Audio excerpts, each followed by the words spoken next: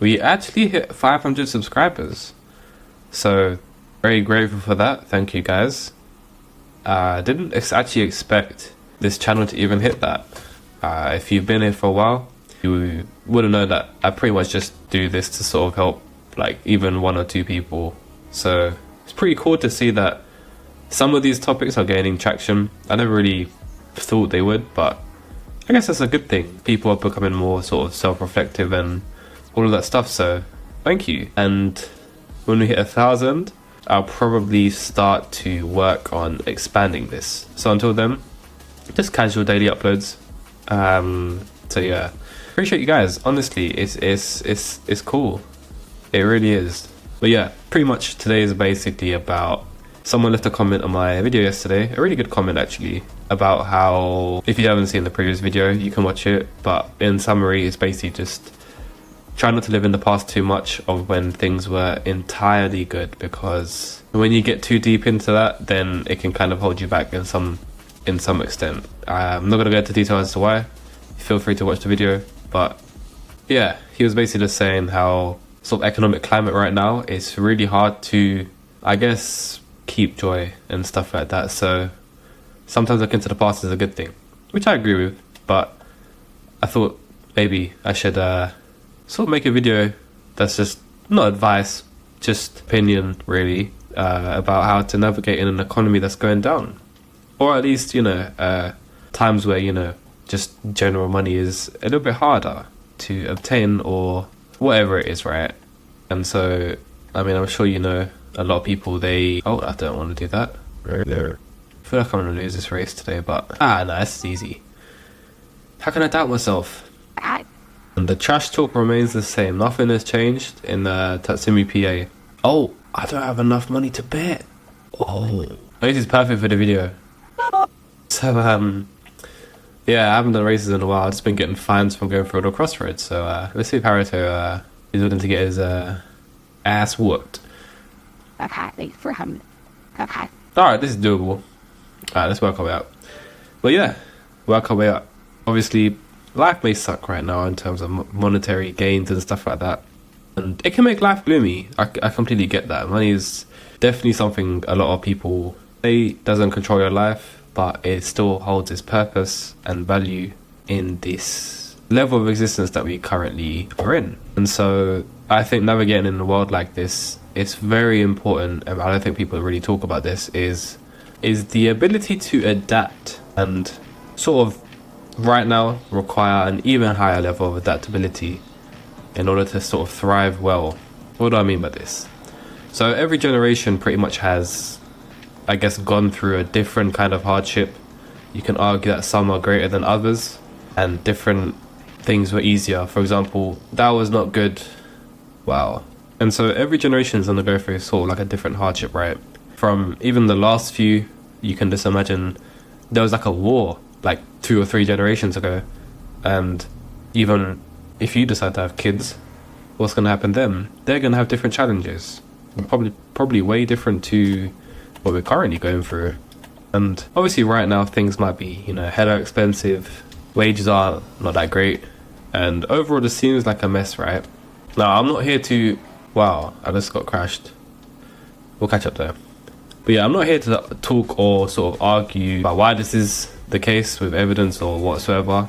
I'm just here to try and help you navigate better, or at least what I would seem to consider a pretty decent route. Obviously it's all down in your hands at the end of the day, and I could be completely wrong, so again, grain of salt, take it with a grain of salt. Thank you. So adaptability in different market conditions. This is the ability to sort of have skill sets and knowledge that can basically supersede any sort of economic climate. Skills that are possibly always in demand, or if you want to go down the sort of what's currently working and what is the future of work or potential future, then you can start early with those as well. Not all of them are obviously gonna be fruitful, because some early stage things, they don't last long, but that's the risk you got to take to make more, you know? I feel like the more I played this game, I've just gotten completely worse. That's tough. And when I'm talking about like startup kind of things, look at, for example, AI on the rise. will it be the suitable choice moving forward? Developing skills that use this or not? You're probably going to say, of course it will. Again, it's a tool to help, and it's an industry that seems like it's going to grow. We lost a lot of cash. Damn. Minor setbacks. And even adaptability to even like working, I guess you could say, longer periods of time. Maybe even working 2 jobs, for example, for like a year or 2. And then whilst you're in the process, you're developing a skill set, or you're developing some kind of maybe financial literacy. And then you move on from there. And to be honest, you might even be like, oh, that's a bit too much to do, right? Well, I don't want to work 2 jobs because what's the point? Which is a very valid point. And there's obviously other solutions that you can do, but a pretty sort of easier but more sort of hard working is that to sort of like just grind out temporarily. Emphasis on temporarily. You don't want to be really stuck there forever, right? But yeah, also despite these challenges, there are so many more opportunities now, like that just continue to grow. For example, you've got things like even regulation to make money from just your phone is like a thing now. Like you don't have to go to an office, sign a bunch of paperwork, and even if you want to start a business, you can raise capital for it. You can do so many different things because of the internet and just having a phone and stuff like that, right?